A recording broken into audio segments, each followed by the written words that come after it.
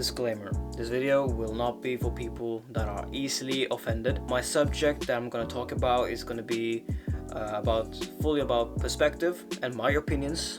And if you are getting offended or pissed off about my opinion or what I will show you, then this video is not for you. Then I suggest that you already leave my video instead of complaining later, because I already gave you a fucking warning. So you got warned. If you're still here, deal with what I'm about to say.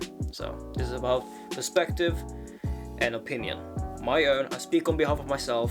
I do not speak on behalf of others, because I do not have right to do that. I do not have any rights to do that.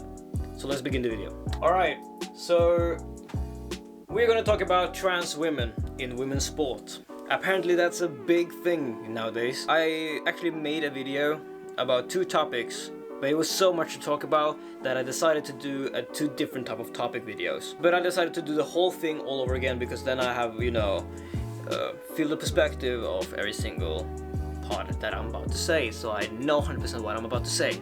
So we're gonna you guys gonna see the clips on your own.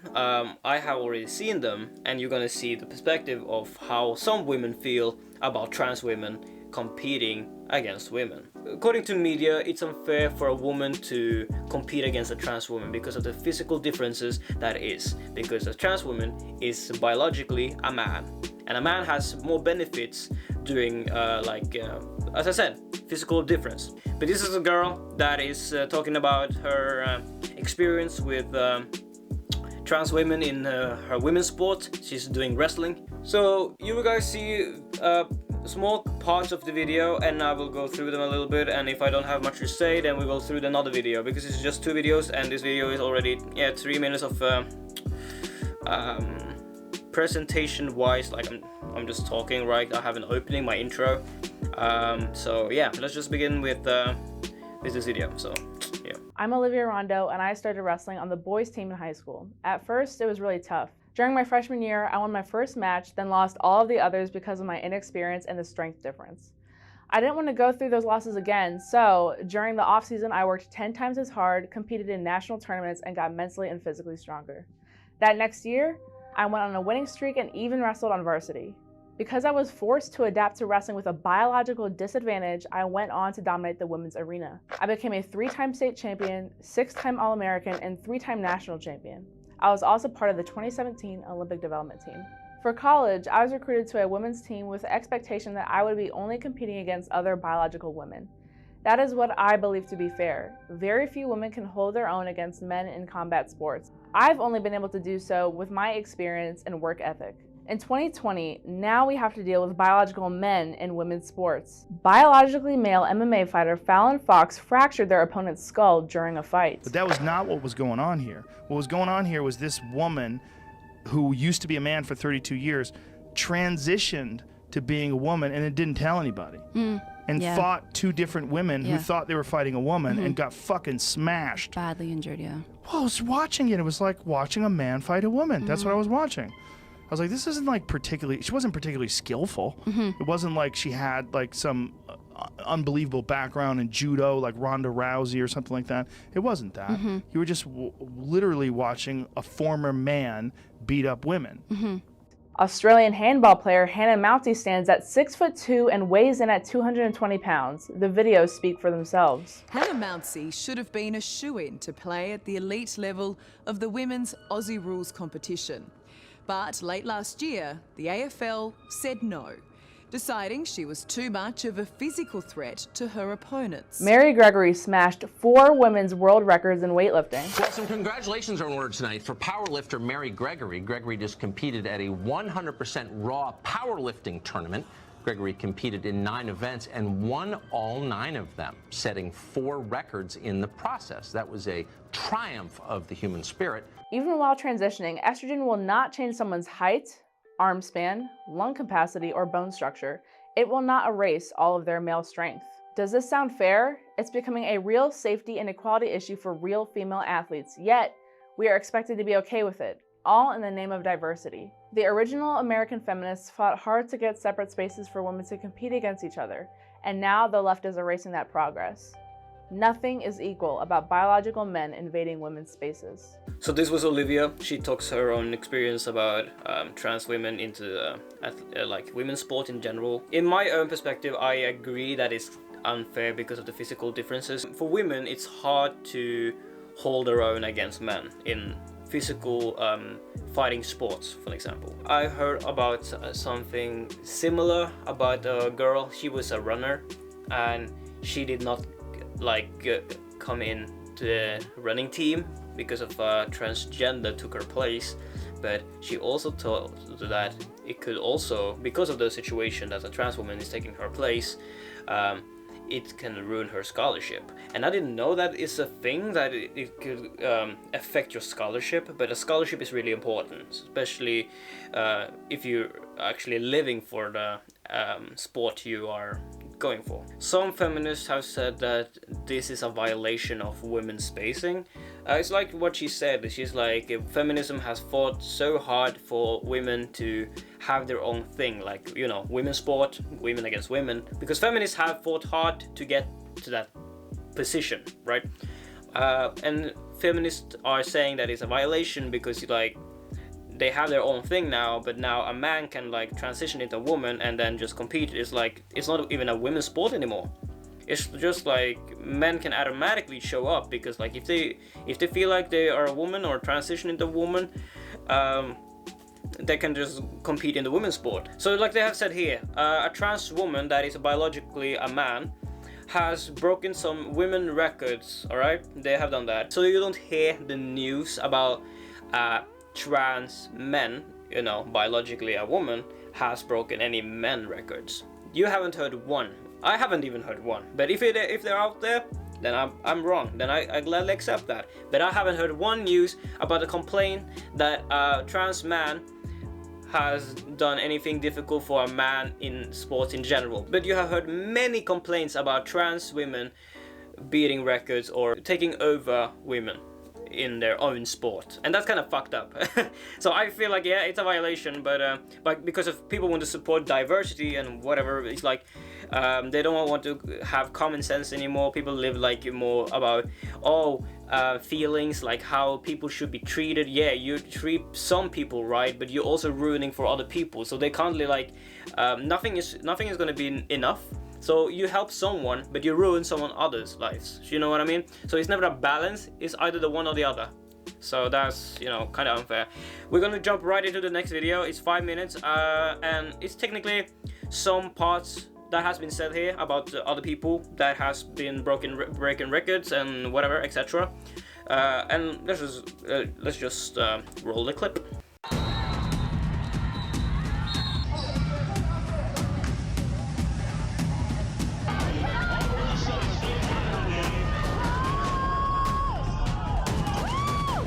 Transgender MMA fighter has said she wants a license to fight in California. A biological male has just become the first transgender person to win a world title in cycling. First transgender weightlifter winning her maiden international event as a woman. A biological male winning a gold medal in a women's event now seems a matter of when, not if. Since sports events began, men and women have been segregated by gender to make the competitive events fairer due to differences in muscle mass, innate strength, or testosterone levels.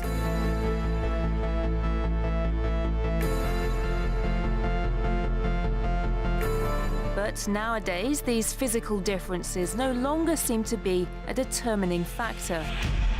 There are all kinds of reasons that people have advantages. Somebody's parents can give them year-round training. Somebody else is really, really tall and someone's really, really short. Sport has never been fair. You bought into that myth, so have a lot of other people. But let's face it, if I wanted to be a jockey, I couldn't be. Nature endows her gifts unevenly in society. It's true that some physical characteristics give athletes an unusual advantage in sports, like Michael Phelps' long arms or Usain Bolt's height. But the genetic difference of being born as a male or female and competing with the opposite gender proved to be more of a determining factor than any bodily developments in sports. If you go through puberty, you have all the benefits of having a male body. And even if you transition and reduce your testosterone, you're still going to have those benefits. You're going to have the bone structure, the slightly bigger heart, more red blood cells. So therefore, a female athlete competing against a transgender female is always going to be at a disadvantage. Testosterone levels are important because the amount of the hormone defines the eligibility of athletes to compete whenever sporting events are limited to a single sex, following IAAF rulings.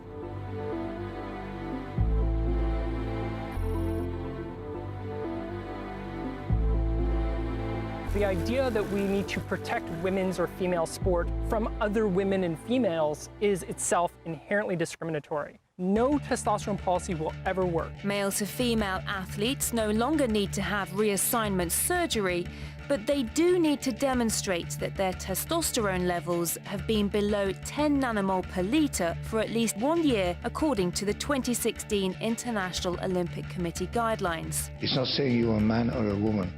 It's saying you can compete. It's a matter of eligibility to participate in certain competitions. In the case of female to male athletes, they can compete without restrictions. The 10 nanomoles per litre, as I understand it, something like 90% of female athletes, their testosterone levels are around 3 nanomoles per litre. So in other words, this upper limit is 3 times what would be typical in a female athlete. So it seems like a kind of arbitrary setting unrelated to the realities of the situation. Well, I actually agree with you there. But what happens with student athletes who decide to change their gender? Well, the rules are not clear at all. Most countries don't have clear regulations. And the biggest student sports organization in the US, the NCAA, does not require gender confirmation or a legal recognition of a player's transitioned sex in order for transgender players to participate on a team that matches their identity, at least 1 year of hormone treatment prior to competing on a female team.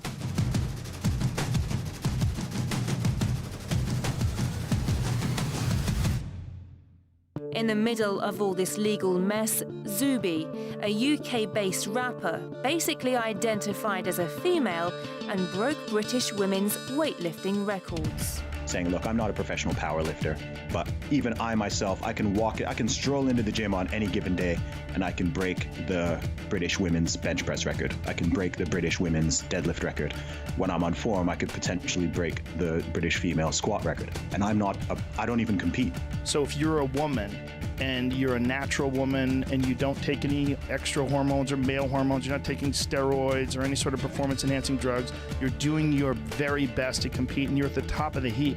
But then someone comes along that was a man for 30 years and decides that they're going to be a woman, and this has happened, and literally transitioned a few months ago, and competes as a woman and destroys records and dominates you in that sport.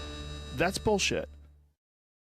So I hope this video gave some awareness of the situation that women are in.